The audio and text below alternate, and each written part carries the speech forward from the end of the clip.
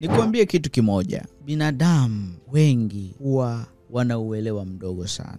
Hasa katika magonjwa sugu. Mimi huwa natamani sana niweze kufanya hii elimu kila mtu aweze kuipokea. Kwa sababu watu wanapoteza pesa nyingi sana. Mtu unakuta anatibu shinikizo la damu, kumbe chanzo ni sumu nyingi kwenye damu. Mtu unakuta anatibu tatizo la uono hafifu, kumbe tatizo ni sumu nyingi kwenye damu.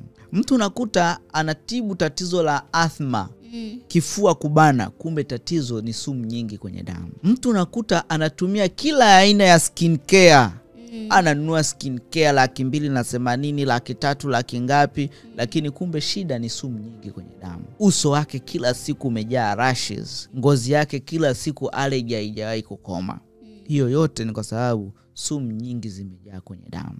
Mtu unakuta kila kukicha magoti yanamsumbua. Amefanywa total knee replacement lakini nyonga tena imeanza. Yoyote ni sumu nyingi zimejaa kwenye damu.